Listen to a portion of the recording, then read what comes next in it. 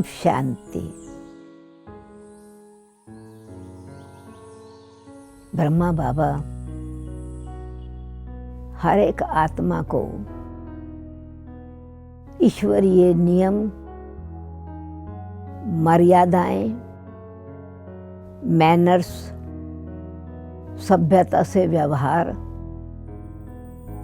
स्वयं भी स्वमान में रहकर अन्य आत्माओं को भी सम्मान देना, ये विशेषताएं ब्राह्मणों में जरूर होनी चाहिए। क्योंकि बाबा कहते थे, आप ब्राह्मण, बाबा के बच्चे दूसरी आत्माओं के लिए एग्जाम्पल हो, आदर्श हो, इंस्पिरेशन देना, उत्साह बढ़ाना, ये आपका स्वाभाविक संस्कार होना चाहिए। तो जब यज्ञ की स्थापना हुई तो उस समय बाबा जैसे माली हर एक की विशेषता को देखता है, हर फूल का सीजन कौन सा है उगने का, हर फल का सीजन क्या है, उस अनुसार वो प्रत्यक्ष होता है अथवा उसकी पोटेंशियल निखरती है। बीज चाहे छोटा हो, उसमें वृक्ष बड़ा समाया हुआ होता है। तो छोटे छोटे बच्चों में भी बाबा ने स्वमान की भावना भरी और सिखाया कि भगवान शिक्षा दे रहे हैं, साथ साथ शक्ति भी दे रहे हैं। तो उन्होंने ये सिखाया कि कैसे हर कार्य मर्यादा संपन्न होना चाहिए और कभी भी ईश्वरीय मर्यादा के अनुसार लॉ अपने हाथ में नहीं लेना चाहिए। मानो किसी ने कोई भूल की है तो ऐसे नहीं कि आप उनसे थोड़ा बड़े हैं या आपकी पोजीशन बड़ी है तो आप उनको दंड दो, नहीं, या उनको उनके पद से हटा दो। आप भी सेवाधारी हैं, वो भी सेवाधारी हैं। तो अपने हाथ में लॉ उठाना ये मर्यादा के विरुद्ध है।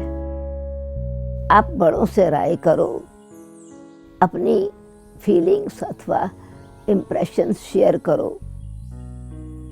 छोटों के अंदर उत्साह भरना है और उनके लिए शुभ भावना रखनी है। क्योंकि कोई आत्माएं बेशक छोटी हैं उम्र में, परंतु उनकी विशेषताएं आत्मा छोटी नहीं है। आत्मा में विशेषताएं बहुत हो सकती हैं। इसलिए आप माली बन करके शुभ भावना का जल दो और सूर्य बन करके उनको उत्साह उमंग दो, उनको शक्ति दो। कोई भूल हो गई है तो उनको गिल्टी फील नहीं कराओ, उनको महसूस कराओ। उनकी जो विशेषताएं हैं उनको याद करा के उनको फिर उसी भावना से, उसी स्नेह से, प्रेम से अगर आप सहयोग देंगे, उनके लिए लक्ष्य यही है कि वो इतनी श्रेष्ठ आत्माएं अपनी श्रेष्ठता को एक्सप्रेस कर सके। तो उत्साह उमंग दिलाना और उनमें भी सेल्फ रिस्पेक्ट क्रिएट करना और हृदय में उनके लिए शुभ भावना रखना, ये ईश्वरीय नियम है। हर चीज मर्यादा अनुसार चलती है। अधैर्यता से काम नहीं होता। जैसे सूर्य चढ़ेगा जरूर, अपने समय पर चढ़ेगा, वो अपनी लाइट भी, प्रकाश भी दिखाएगा, शक्ति भी दिखाएगा।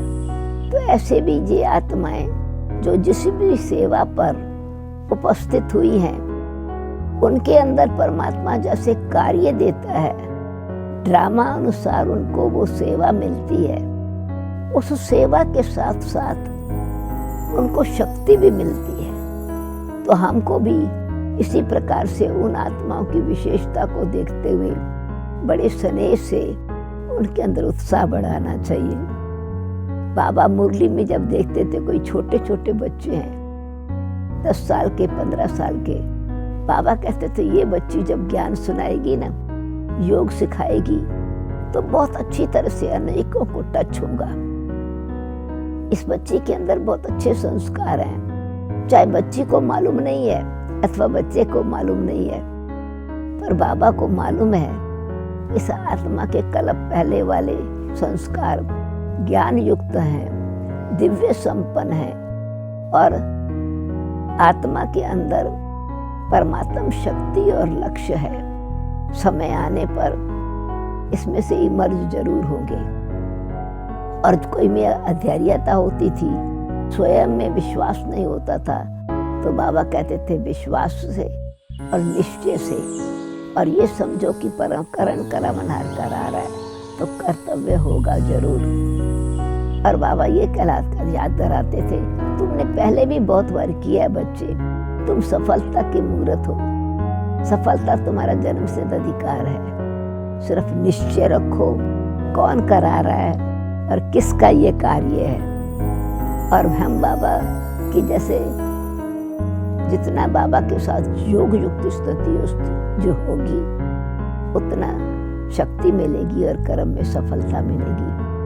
तो ध्यान दिलवाते थे करने वाले को भी अपने पर अटेंशन चाहिए, निर्माणता भी चाहिए, दृढ़ता भी चाहिए, निश्चय भी चाहिए, और जो साथ में सहयोग देने वाले हैं उनको भी उन पर विश्वास होना चाहिए कि बाबा ने इनको निमित्त बनाया है तो जरूर ये कार्य में सफल होंगे। तो ऐसे हर एक के लिए शुभ भावना, शुभकामना और मर्यादा से चलना, नियम से चलना बाबा ने सिखाया।